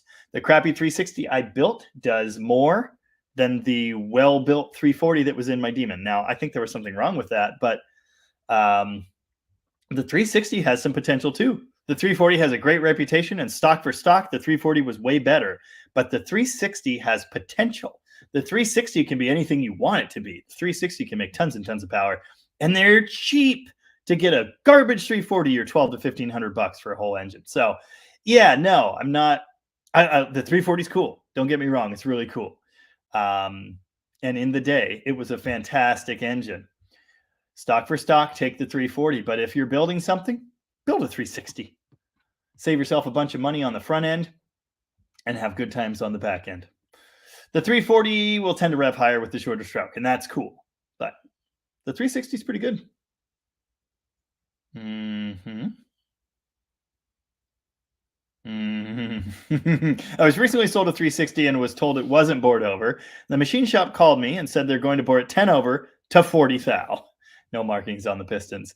Yeah, the boat motor that I was doing for Tracy's car, it didn't have markings on the pistons, and I thought it was stock. And I even tried to measure it, admittedly, not very well, clearly, and I thought it was stock, and it was already 40. And it went to 60, and there's still a couple little rust pits in it. Runs great. Night Car Tech, thanks for being here. Really appreciate that. No Snickers for Donnie. All right, fine. Oh, I missed his comment. Yeah. Arizona is southeast. Yes, east a good bit. Good place to turn around on a new road trip. Good road trip. Nice. Oh, cool. Empire Rust gearing up to drive the satellite wagon to Florida from Kansas during our vacation this year. Mostly because I drove my 90s Suburban there twice, and I'm bored of cruising that. Those trucks actually drive pretty nice. I happen to know that, but yeah, cool. Sounds good. We used to take our 66 Coronet on trips. We haven't done that in a really long time. We're kind of spoiled having a bed and a toilet everywhere we go. So yeah, big camping trips in cars. I can say we will do it again someday, but we haven't for a while with the whole family. I rarely have overheating problems, but it's rarely hot here, so there's that. Yeah, I don't have that. Jonathan Pickle. Oh, that's a good one. Hi, Jamie. Do you know what Mexican Chargers are? I do.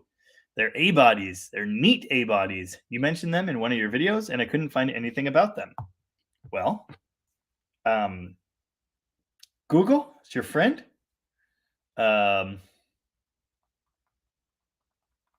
Just ask Mexican Spec about these. Let's see. What the heck years were they even doing those? I don't see. You need to ask him. Yeah. Oh, wait, that's Brazilian. Hold on. Wait a second. Am I mixing up the two? Whatever. Here's a Brazilian Charger RT. It's a Dart with a weird roof. Here's the roof. But I assume they had those in Mexico too. Mexican Specs, school us on Mexican Chargers. I might have said Mexican and meant Brazilian. I don't know. Speed and Demon brought tacos, big wrenches, and cheap beer, but not a Snickers bar. And yeah. Oh, Mexican Spec doesn't know what they are, and I live here in Mexico. Maybe I misspoke, or maybe I was talking about the Mexican Ram Chargers. That could be. Maybe I meant the Brazilian Charger. I don't know. Nice. Yeah, that's cool. Homespun camp trailer behind a 75 W100 Club cab. Nice. I have my Sweepline Power Wagon, right? I want a Sweepline bed and one of those Alaskan campers, pop-up campers for it. So cool. someday. I saw a truck exactly like mine with the wide swept side bed, not a piece of garbage, and red, but a W200, same year, just beautiful, with one of those Alaskan campers today in the Swept-Line group, or maybe the Power Wagon group. And the jealousy. The jealousy is strong with this one. Jamie, can you buy a car out of a junkyard there legally? It depends on the yard. I could buy a car out of Sideline, but I would have to have it inspected by the state patrol to get a title again, because the titles get turned in. Jamie, which of your countless projects are closest to completion? The Toolbox Charger, 73 Charger, that's the one I did a video on last week. It is up and running. We're wrapping up the brakes, the front bumper, electrical.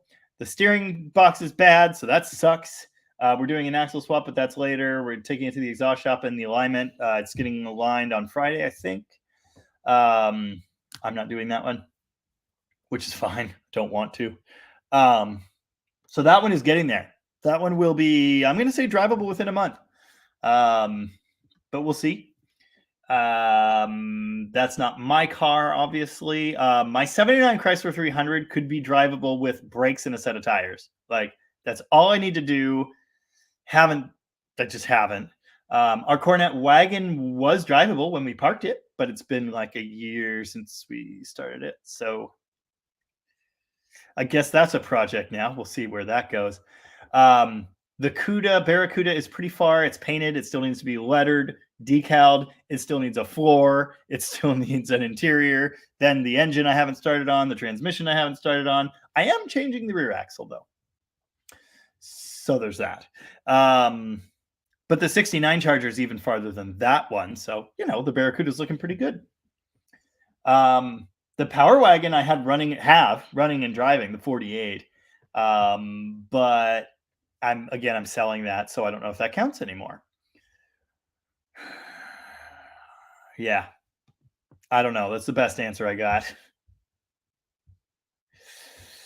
Yeah. Mexican Chargers, impact color package, red, white, and green.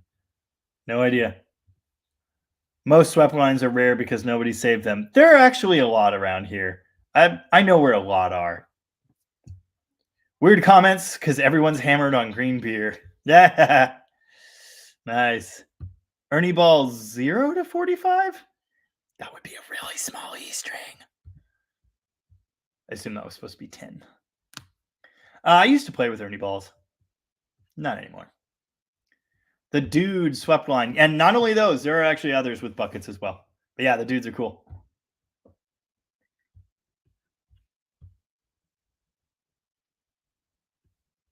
No idea. 10 tons of lime green trucks for the Border Patrol Forest Service in the state of California. Yep. Forest Service. I've had one of those. Donald! You're out of control. Uh-huh. Why is there a granny as well as low range? Well, they're for two different purposes, basically. Rumblebee, a pickup truck. Yeah, I'm familiar with those. Lolo is great for crawling. I've shown the 48 Power Wagon crawl ratio multiple times. It's pretty cool. Yeah. Robert Barnhart, happy St. Patty's Day. Same to you. 69 Barracuda Bumblebee.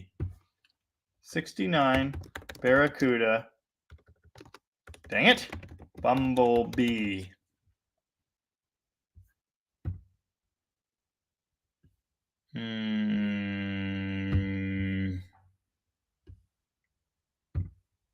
Well, that's fake.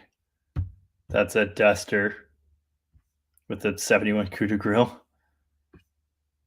This is one that someone is calling Bumblebee Barracuda. I see nothing on that. So, yeah, no idea. I know what the Rumblebee is. That's not what they were talking about, though. Snowmonk VX. DDG. I've got a 3D3 for my 67 Charger, plus a bunch of Go Fast parts, intake, heads, cam. Should I swap the engine, drive it, then upgrade later, or do the bolt-ons, then drop it in? It's up to you. If it was already in there running, I'd say leave it, and do bolt-ons gradually. But if it's already out on the stand, yeah, might be the time to do it. I don't know. It's a tough call. Deal. Yours.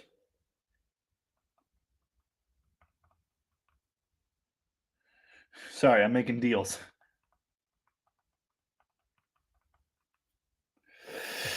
I have stick swap parts for a second gen RAM. Speaking of RAMs. And I listed them, and I guess they're sold.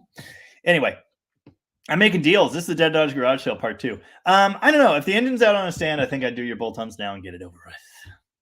If it was in the car right now, I'd say leave it alone. But hey. 1980 Mexican 360 was rated at 300 horsepower. Are you sure? It's definitely gross. Wow. Next time you sub for Kiwi, make sure your handle is the wormy douchebag. It's almost always the cable. David Bisnet, when you have the Speedo needle bounce, is it the cable or the gauge? Almost always the cable. Pop it off, lubricate it. Get some stuff in the back of the Speedo as well while you're at it. Just a little bit of lubricant. But yeah, it's most likely the cable. Thanks, Terry Monroe. Good to have you here. Have a good one. Yeah, that's what I saw. Yeah. That's what I saw. Functional Histories was that 69. Yeah, if there's a Barracuda model that said Bumblebee on it, I'm not at all familiar with that. Whoopsies. Mexican Spec. Jamie, is your daughter a car girl? She's not a car girl at all. She likes riding in them sometimes, but she doesn't have any interest in it, and that is fine. It's probably for the best, actually. I've heard you mulling. Answer 14 wants to know. I've heard you mulling over a 273 build. Can you make an honest 325 horse with a 273 and stay on a budget? I don't know, but I don't know. But I'm gonna try. I have some ideas, and you're just gonna have to wait and see what I'm gonna do. I've mused about it a little bit. I'm still musing about it. I don't know exactly what my combination is going to be. I had some ideas that I think I've realized probably aren't worth it. I'm looking for high RPM action, cool stuff. I'm relying on spinning that engine high to make horsepower, right? Because that's how you do that. But how do I get it there? How do I make it live? Which heads do I use? What valve size? What level of compression? What camshaft? That's the big one. I have a lot of it figured out, but there's some other stuff that I don't. But yeah, I think so, but I don't know yet. I hope to find out. Although honestly, whatever I end up doing, it probably won't be dynoed ever.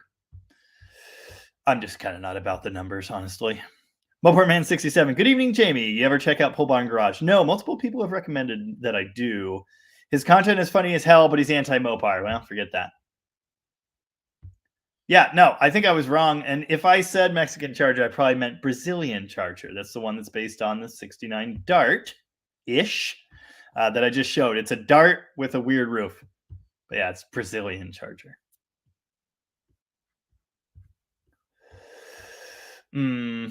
Mexican Super Bee. Maybe I don't know anything. Yeah, I do like how you refer to my Charger project as a two-door Coronet. Mexico. It's the same exact thing, right? Oh, wait. That's a satellite. Hi. Hi. What's up? Sup? Are you a car girl? No. You used to say you were a train girl. You still like trains? Yeah, trains are cool.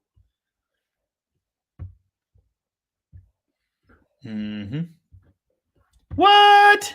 Mexican Spec is making deals on 99 Ram Chargers. Wow. They're cool, but the tailgate just kills it for me. Bye Bye. You taking my cheese? Wow.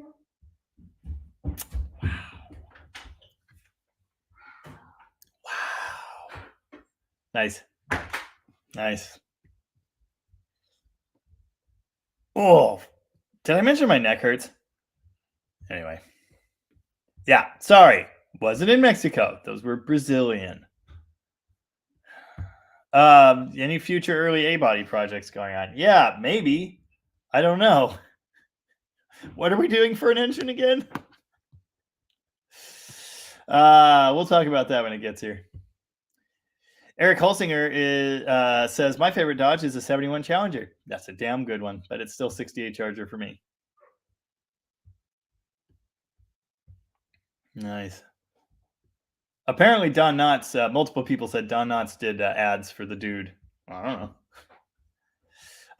Jeff Milichich says, I used to believe granny gears were for climbing walls. Well, if you play your cards right. There's a lot of back and forth going on here. Snoopy Boobs, are you like an hour back in the live stream? Yeah, adults don't allow other dudes. Adults. What the heck did I just say? Dudes? To do things. Yeah, I don't have time to get into all that.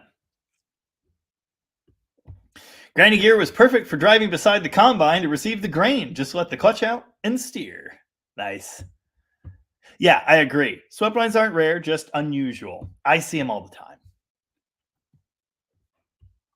Jaybird says, can't agree more about the 360. Even mildly pumped, they boogie. Had a 78 Power Wagon with one, and I could smoke 33s in that thing. Unfortunately, the transmission and driveline did not appreciate the constant abuse. I've heard that happens. Empire Arrest. What aftermarket intake do you prefer for a 383? Torker. In fact, I've got one in my garage that Stacy sent me. And next 383 I put together, I will finally be using it. Excuse me. I don't know when that'll be. I also have a dual quad intake I bought from Rooster for some reason. I don't know when I'm going to use that either.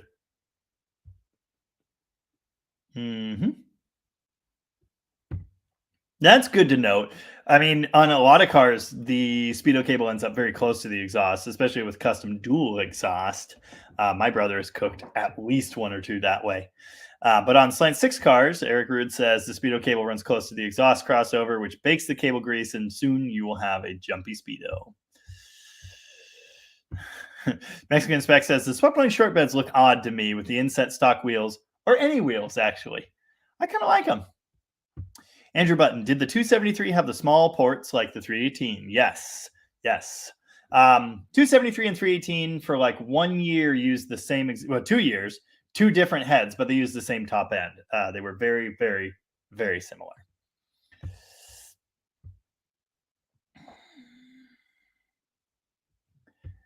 You know that, yeah, you would get better mileage with an overdrive in your truck, I'm sure, but I don't know how much. A train needs a lot of room to store, but for her, I'm willing to do it. Trains are made up of cars. Easy there. Trains are cool if they're steam powered. Couldn't agree more. Are you guys all ready for Dead Steam Garage? I hope so. Short wheel. Oh, okay. Yeah. Put an 833 OD in my 70 short wheelbase truck, 391. And I got 16, 17 miles a gallon. Not bad. The cheese bandit strikes again. Yes, if I said Mexican Charger, I was wrong. And I was thinking of the Brazilian Charger. I apologize.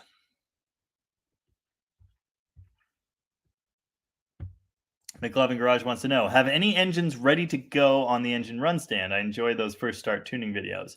No, I just did one for Dave. I got video of it. It's for the blue truck here. We're going to get that engine installed in that truck. I don't know. Dave, when are we going to install that engine? Sometime. One of these Fridays. I just finished the break-in this last week at Rocket. I'll be bringing it home this week. And then hopefully we'll, do something with it. Andrew, and then, so I will have that video. I don't have any others coming up. We'll be doing the 6-pack engine, but I don't see the value because I already did a video on breaking an engine in on the run stand, so I just don't know why. And in fact, a couple, so I don't know why I would do it again. Did you ever see the Plymouth version of the Ram Charger called the Trailbuster? Yes, Tom has one. Factory 400 automatic. It's green and white. It's pretty cool, and I did a video on it a month or two ago. Something like that. Yes. Dan, I realized I actually have a set of those closed chamber 273 heads. So I think I'm going to use those instead of the 302s I have because the intake ports are easier to work with.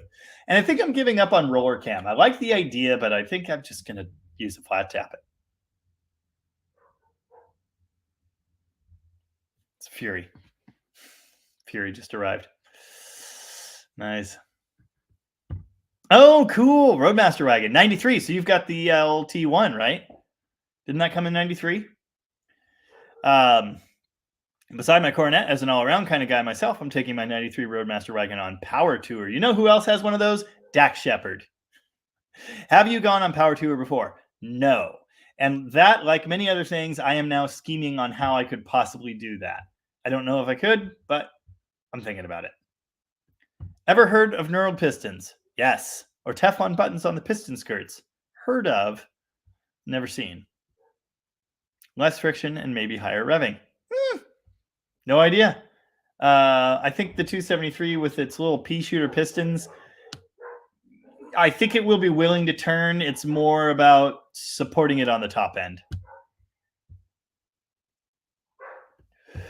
Andrew Button, seems like the later engine with the biggest ports would be a better overall deal than the 273 with small cubes and ports.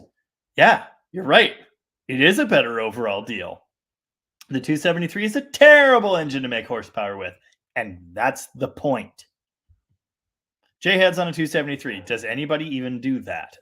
It's been done. Yeah, it's been done. I was reading about a combination very much like that. I can't remember where. Might have been in the comments on my channel, actually. I'm not sure. But yeah, you run into valve shrouding problems and possibly even valve clearance problems. I think 202s would physically hit. So you have to grind the hole, the bore. And at that point, if it's shrouded that much, like what is the advantage of the bigger valve? So the smaller valve, the smaller port, yes, it's going to be restrictive. So you're going to open it up a bit, but you're not going to go hog wild. I think a 1.9 valve is probably fine. I think it's fine, because again, this is a small engine we're talking about.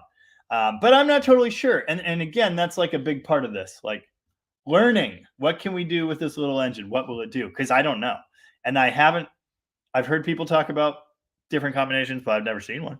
So yeah, and I don't have any like definitive, I did exactly this. I got this many horsepowers at this many RPMs. This works perfectly. This was dumb. I don't know. So that's what I'm trying to figure out. But I think using the small head with the closed chamber to help keep compression up. I have a set of Commando pop-up pistons, so I don't even know what the ratio will be. I need to figure that out. And they have a better port than the 302 head. I have a set of those too. A lot of weird comments tonight. Everyone must be drunk. Could be. Slant 6 K-frame doesn't like the abuse of a 360. No, the Slant 6 K-frame doesn't like the abuse of an idiot with a drill. I'm the idiot. Steven Andrews is here and says, howdy from Discovery Bay. How's it going? What is up?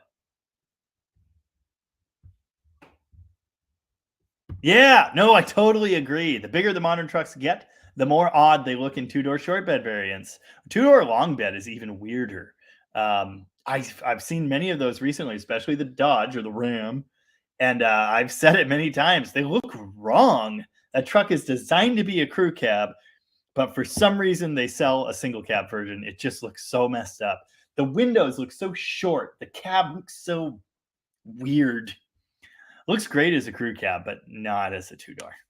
It's not good. Yeah, apparently, melting speedo cables are a universal problem. Oh, that's a good one. Insert 14 says, love all Mother Mopar's choices, but favorite is 65 Satellite. Early Bs were built like tanks, but not too heavy. The cool roof line gets me.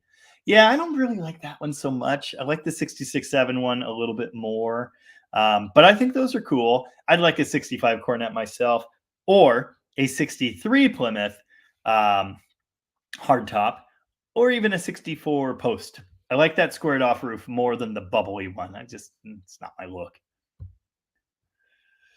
Mexican spec. I always told my dad he's lucky I don't like fire trucks. Always had a lot of cars around. I wish I was a Volkswagen guy. You can fit so many more of them. Or a motorcycle guy. I could have 100 of them. Uh-huh. Tony Stanley, the Charger that clutch fan is going on is a 68. I have a rusted out 69, and I love both taillights. I have an extra of each. None are for sale. Awesome. Good on you. Like I say, I agree. I like both. Oh, howdy, Jay. Have relatives up? Because we're Irish, so I'm late. All good. Thanks for being here.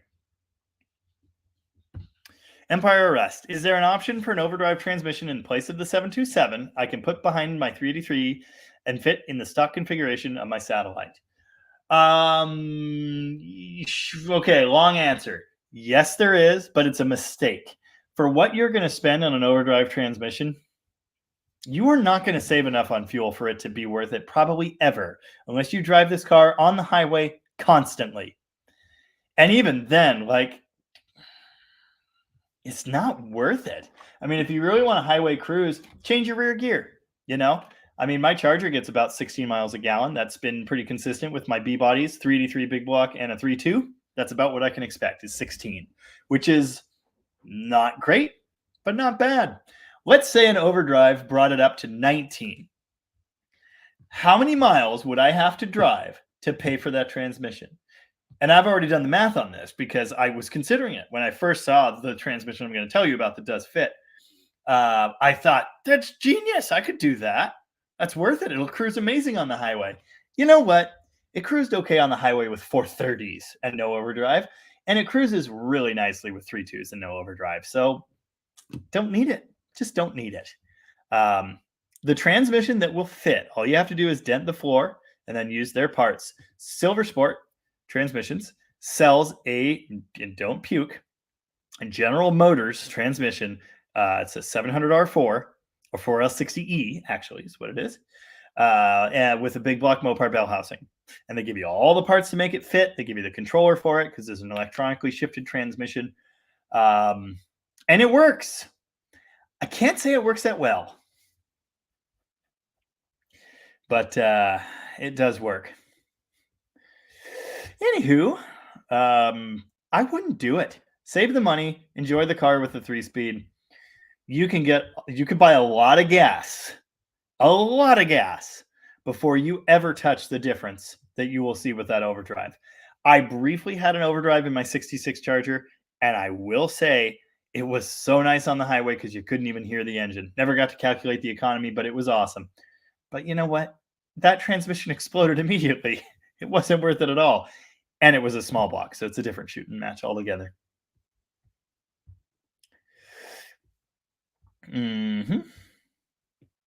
Were any of these trail dusters in Oregon that you guys are talking about, green and white?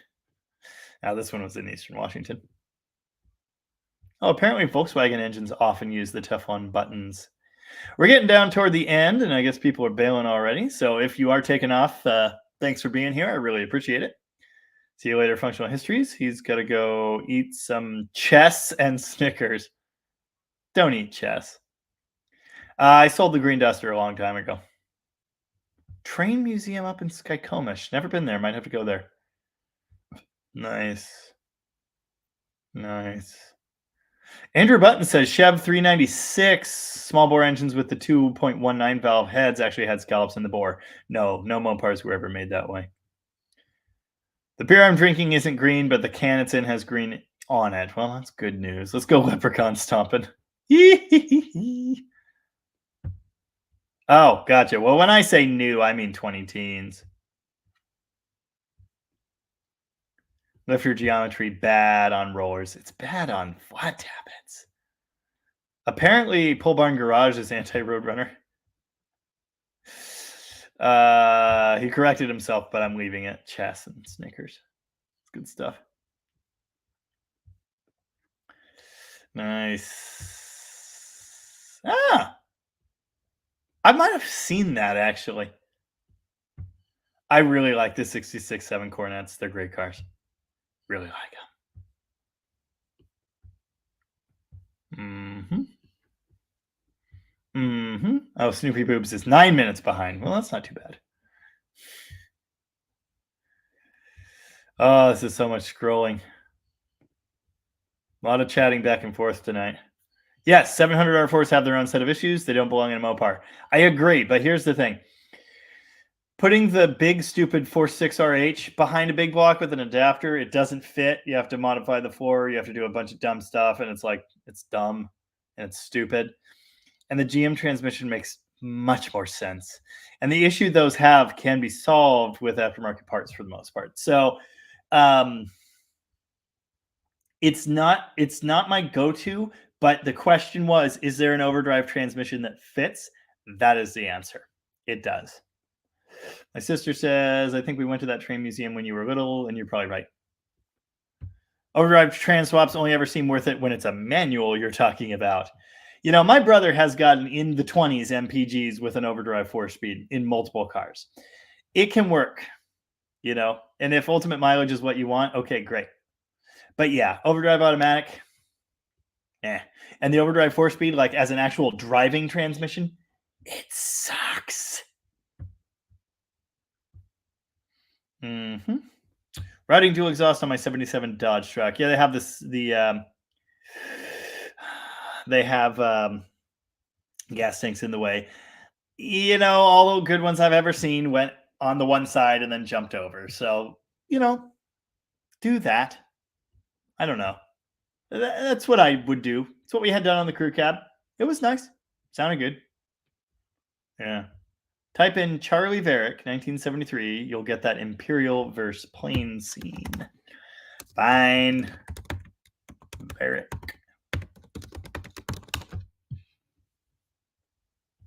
All right, I got it. Wait, the whole movie. Oh, it's an ad. But yeah, there's the scene. Nice. Cool. There it is.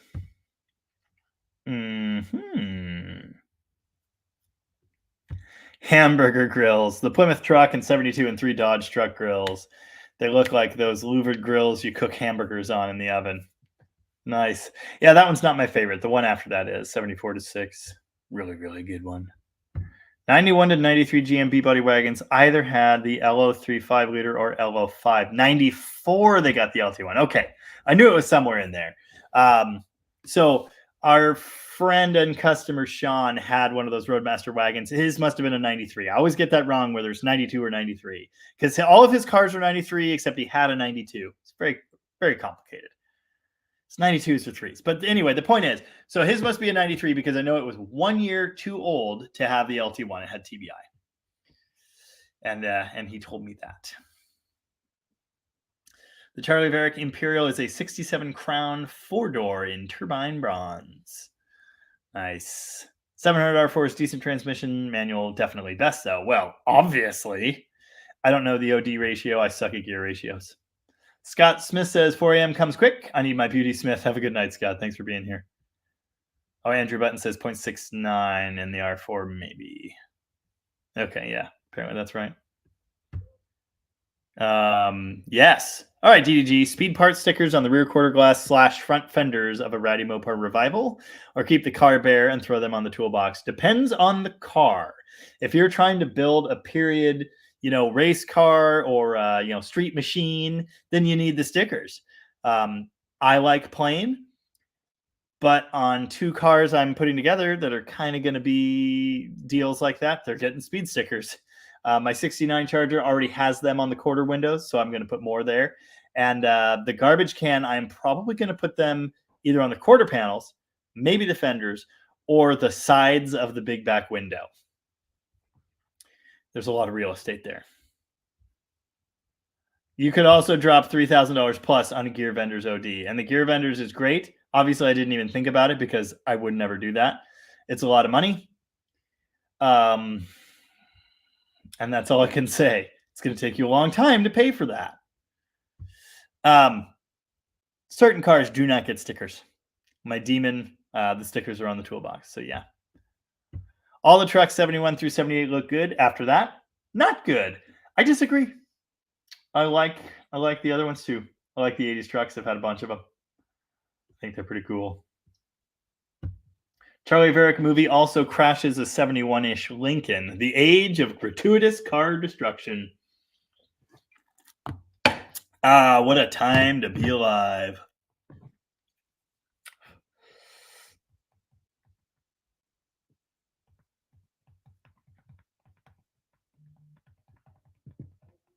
Hang on, I have to respond to this.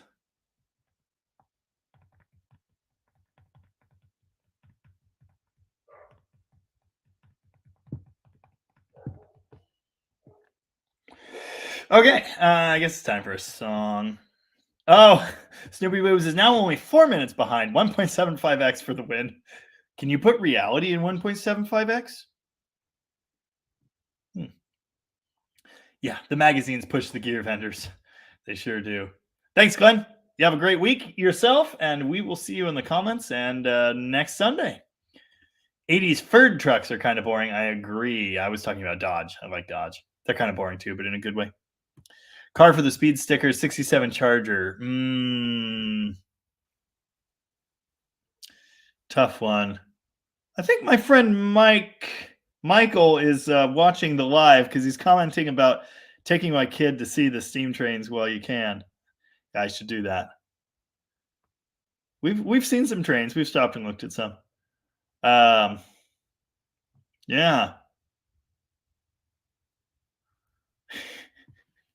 I was looking at my song list for a song to close with. Haven't figured out what it is yet. I don't know if Cut Rate has stickers on their website. You might have to call them or go down there. I don't remember where you live at, but your closest one is probably Olympia, Lacey, or wherever it is. Yeah. Charger last registered in 86, getting the 383. It's got great patina paint with little rust, no stickers. Well,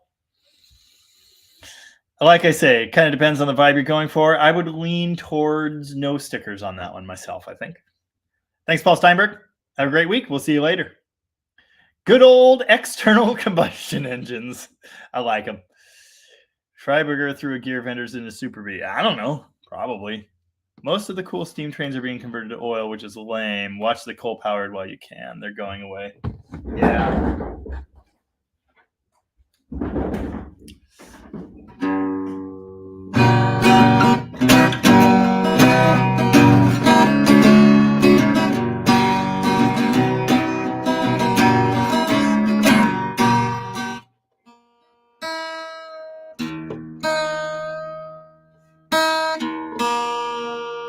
Doing it wrong, Dad says. Just read where you're a musician as well. Can you elaborate? Happy to.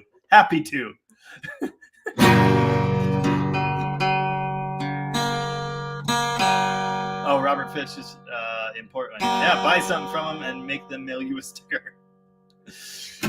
Kind of agree on the no stickers. Good night, Snowmonk. Thank you. Someone brought this song up a couple of timing. Nailed it. Good luck with that, Barracuda.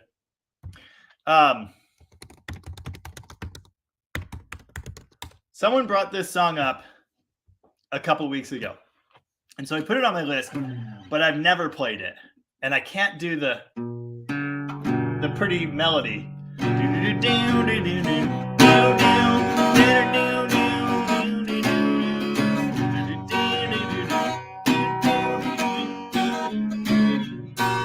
It on the guitar, and I'm not even really sure how.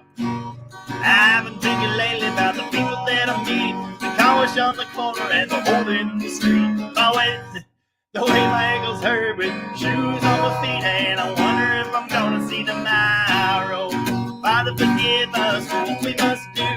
You forgive us, we'll forgive you. We'll forgive each other too. Both turn blue and then we'll whistle and go fishing into heaven.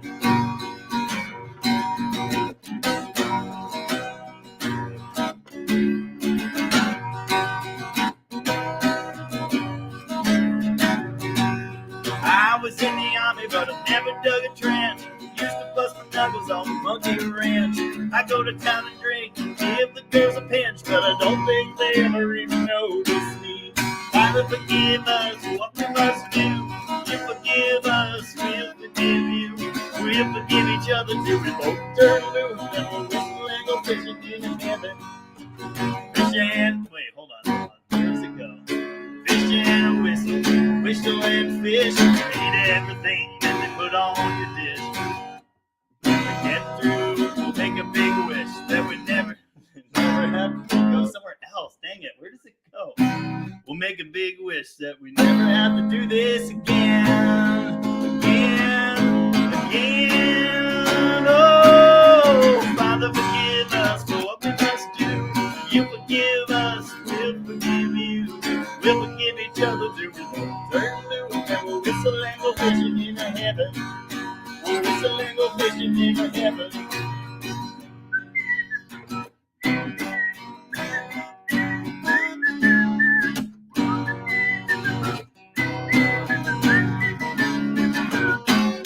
Something like that. I don't know. Did I mention I've never played that before? John Prine. Nice. Good luck on Empire Rust. You might need it. But you can do it. It'll be fine. What's the worst that could happen? Snoopy Boobs just pulled in the driveway and caught up. Nailed it. Night, Steven. Thanks, Craig. Thanks, everybody. Appreciate that. Jaybird's got to go get the missus from the airport. Well, have a good trip, and I will see you later. See you, Dan. See you, Jeff. Rich Jordan. Thanks, Jaime. You're welcome. All right, well, everybody else is leaving, so I guess it's time for me to leave. Maybe next time I'll play a different John Prine song that I've actually played in my life. But until then, thanks as always for watching. I look forward to this every week, and it wouldn't be possible without all of you. Never played before. It still sounded pretty good. Well, except all the parts that didn't. I've been thinking I don't know what I would do with it or where I'd release it, but I'm thinking about doing a supercut of all of the intro and outro songs I've done, especially recently. Yeah. Looking for some more Charger videos. Well, don't worry. They're coming. Thanks. Doing it wrong, Dad. Appreciate that. Bye, Jason. See you later. Stay groovy, Eric. All right. I'm going to hit the button and go figure out some dinner. Something about corned beef sandwiches. So everybody have a good one, and we'll see you later. Thanks. And bye.